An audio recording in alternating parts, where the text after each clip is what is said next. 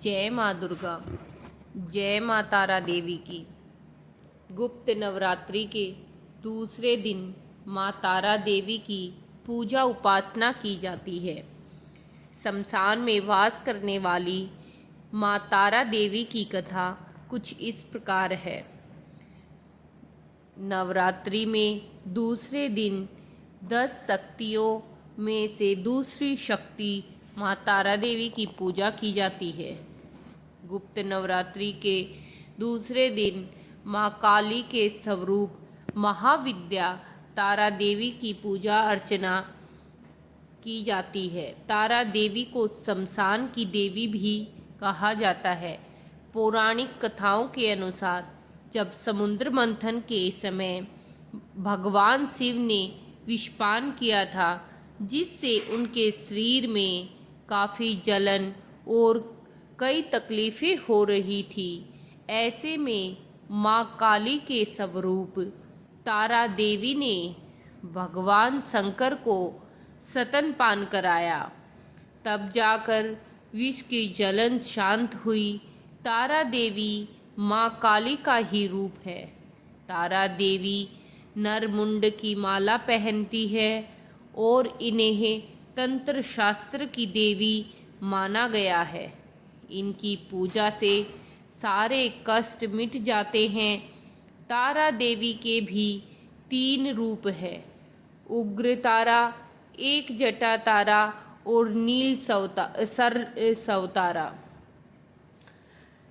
तारा देवी की कथा कुछ इस सबकी प्रार्थना से वो छिपकली के तीसरे जन्म में जैसे प्रतापी राजा के घर बेटी के रूप में पैदा हुई, वहीं तारा ने दूसरे जन्म तारामती के रूप में जन्म लिया। अयोध्या के राजा हरिश्चंद्र से शादी की। इतनी सब बातें कहने के होने के बाद उनका नाम तारा देवी रखा गया। माँ तारा देवी कौन है? माता सती राजा दक्ष की पुत्री थी। उनकी बहन थी देवी तारा। तारा एक महान देवी है जिनकी पूजा हिंदू और बौद्ध दोनों धर्मों में होती है। तारने वाली कहने के कारण भी माता तारा को तारा देवी के नाम से जाना जाता है। तारा जो 8 भय से बचाता है: शेर, हाथी, आग, सांप, चोर, पानी, कैद, राक्षस जैसे ये रूप में भी जाना जाता है। आमतौर पर दुर्भाग्य से सुरक्षा का प्रतिनिधित्व करना भी माँ तारा देवी का ही रूप है। हरा तारा देवी की सबसे अधिक चित्रित और सबसे प्रसिद्ध माँ काली और तारा देवी में क्या अंतर है? देवी काली का रंग अंधेरे की तरह काला और देवी तारा का रंग नीला बताया गया है। देवी काली महादेव की छाती पर पैर रखे तथा देवी तारा शव के ऊपर स्थित बताई जाती है। एक चीज जो देवी तारा को देवी काली से अलग कर रही है, जिन्हें आप बाजार में मिलने वाले चित्रों में भी पहचान सकते हैं, वह है देवी तारा के हाथ में कैंची होती है। देवी तारा की पूजा कैसे करें? माँ तारा की पूजा रात के समय में ही की जाती है। आपको माँ तारा की पूजा अकेले कमरे में ही करनी चाहिए, जहाँ पर आपके अलावा और कोई न हो। इसके बाद आपको पश्चिम दिशा में मुंह करके बैठ जाना चाहिए और सामने एक चौकी रखनी चाहिए। उस पर गंगा जल डालकर उसे शुद्ध कर लेना चाहिए। इस तरह माँ की पूजा करनी चाहिए। माँ तारा की साधना करते समय श्रीम शित्री हूँ फट, ओम ह्रीम शित्री हूँ फट, श्रीम ह्रीम शित्री हूँ फट 3 प्रकार के मंत्र कहे गए हैं। इनमें चाहे जिस किसी भी मंत्र की उपासना करें, माँ तारा ध्यान की विधि मूल संस्कृत में दी जा रही है। इससे माँ तारा की साधना करके आप मनवांछित फल की प्राप्ति कर सकते हो। माँ तारा किसकी बेटी थी? माँ तारा सुग्रीव के भाई बलि की पत्नी व सुषेण की पुत्री थी। लंका के राजा रावण की भरी सभा अपना पैर गाड़ने वाला अंगद तारा का ही पुत्र था। माँ तारा के कितने मंत्र होते हैं? माँ तारा के अगर आप पारंपरिक रूप से देखें तो 108 से गुणा हो जाएं, इतने मंत्रों का बखान हमारे वेदों में किया गया है। यह शमशान की देवी भी कही जाती है। माँ तारा की दीक्षा क्या होती है? माँ तारा महाविद्या 10 महाविद्याओं में से श्रेष्ठ महाविद्या है। तारा दीक्षा को प्राप्त करने के बाद साधक को जहाँ आकस्मिक धन की प्राप्ति के योग बनने लगते हैं, वहीं उसके अंदर ज्ञान के बीज का भी बहुत सारा उद्भास होने लगता है, जिसके फलस्वरूप उसके सामने भूत भविष्य के अनेकों रहस्य अपने आप प्रकट होने लगते हैं। माँ तारा की साधना महाकाल साधना। माँ तारा की कथा भागवती जागरण में जो कथा की जाती है, तारा रानी की कथा, वह भी सुने। राजा स्पर्श माँ भगवती के पुजारी थे और रात दिन महामाई की पूजा किया करते थे। माँ ने भी उन्हें राजपाट, धन दौलत, ऐसो आराम के सभी साधन दिए थे। कमी थी तो सिर्फ यह है कि उनके घर में कोई संतान नहीं थी। यह गम उन्हें दिन रात सताता था। वो माँ से यही प्रार्थना करते थे कि माँ उन्हें एक लाल बख्श दे, ताकि वे भी संतान का सुख भोग सके, उनके पीछे भी उनका नाम लेने वाला हो, उनका वंश चलता रहे। माँ ने भी उसकी पुकार सुन ली। एक दिन माँ ने आकर राजा को सपने में दर्शन दिए और कहा कि वे उसकी भक्ति से बहुत प्रसन्न हैं। उन्होंने राजा को 2 पुत्रियां प्राप्त होने का वरदान दिया। कुछ समय के बाद राजा के घर में एक कन्या ने जन्म लिया। राजा ने अपने राज दरबारियों को बुलाया, पंडितों व ज्योतिषियों को बुलाया और बच्ची की जन्म कुंडली तैयार करने का आदेश दिया। पंडित तथा ज्योतिषियों ने उस बच्ची की जन्म कुंडली तैयार की और कहा कि वो कन्या तो साक्षात देवी है। यह कन्या जहाँ भी कदम रखेगी वहाँ खुशियाँ ही खुशियाँ होगी। कन्या भी भगवती की पुजारिन होगी। उस कन्या का नाम तारा रखा गया।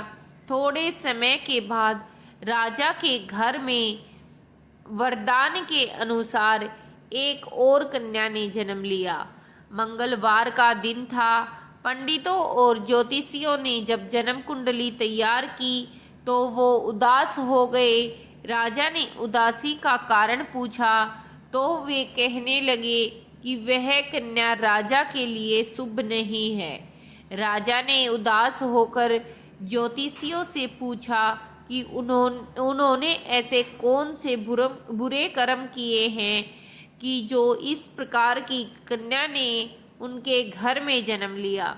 उस समय ज्योतिषियों ने जो अनुमान लगाकर बताया कि वो दोनों कन्याएं जिन्होंने उनके घर में जन्म लिया, पूर्व जन्म में देवराज इंद्र के दरबार की अप्सराएं थी। उन्होंने सोचा कि वे भी मृत्युलोक में भ्रमण करें और देखें मृत्युलोक में लोग किस तरह रहते हैं। दोनों ने मृत्युलोक में आकर एकादशी का व्रत रखा। बड़ी बहन का नाम तारा था और छोटी बहन का नाम रुकमन। बड़ी बहन तारा ने अपनी छोटी बहन से कहा कि रुकमन, आज एकादशी का व्रत है, हम लोगों ने आज भोजन नहीं करना, अतः वो बाजार जाकर फल कुछ ले आए। रुकमन बाजार फल लेने के लिए गई। वहां उसने मछली के पकोड़े बनते देखे। उसने अपने पैसों के तो पकोड़े खा लिए और तारा के लिए फल लेकर वापस आ गई और फल उसने तारा को दे दिए। तारा के पूछने पर उसने बताया कि उसने मछली के पकोड़े खा लिए। तारा ने उसे एकादशी के दिन मांस खाने के कारण शाप दिया कि वो निम्न योनियों में गिरे। छिपकली बनकर सारी उम्र ही कीड़े मकोड़ी खाती रहे। उसी देश के ऋषि गुरु गोरख अपने शिष्यों के साथ रहते थे। उनके शिष्यों में एक शिष्य तेज स्वभाव का तथा घमंडी था। एक दिन वो घमंडी शिष्य पानी का कमंडल भरकर खुले स्थान में एकांत में जाकर तपस्या पर बैठ गया। वो अपनी तपस्या में लीन था। उसी समय उधर से एक प्यासी कपिला गाय आ गई।